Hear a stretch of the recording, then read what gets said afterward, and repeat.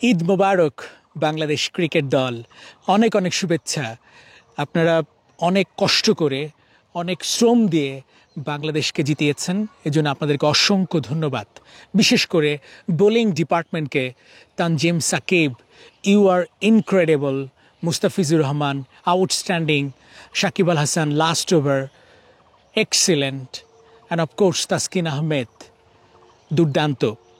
এবং একই সঙ্গে যারা ব্যাটিংয়ে ভালো করতে পারছেন না থ্রু আউট দ্য সিরিজ, তাদের আর কতটা সুযোগ দিলে ভালো করবেন, এটাই তো বড় প্রশ্ন।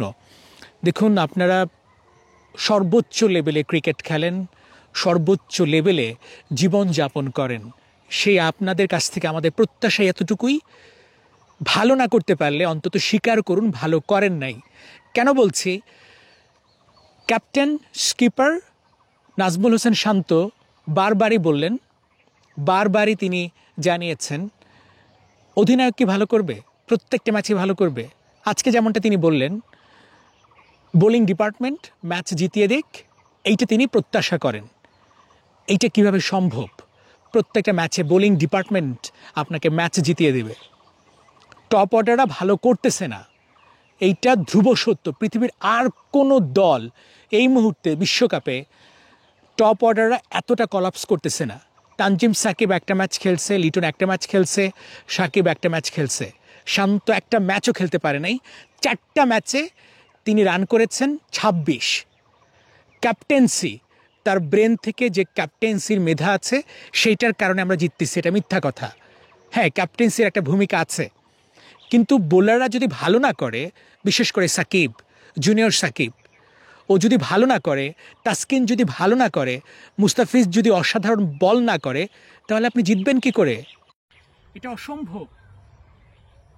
সো এইটাই সত্য কথা, হচ্ছে এটাই, হিরক রাজার দেশে তো আমরা না। হিরক রাজা দেশের ক্রিকেট বোর্ড আছে, সেই সিবির থেকে সবকিছু সম্ভব। পক্ষপাতিত্ব, স্বজনপ্রীতি, দল নির্বাচনের প্রভাব সব কিছু রয়েছে এই বোর্ডে।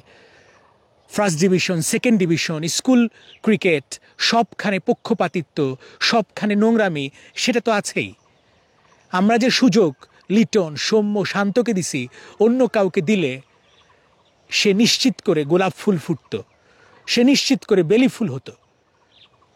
কিন্তু যারা এখন আছে, যারা খেলতেছে, ওরা ধুত্রা ফুল ভাই, সত্যিকার অর্থে ধুত্রা ফুল। শান্ত তো একেবারে টি-20-তে ধুত্রা ফুল।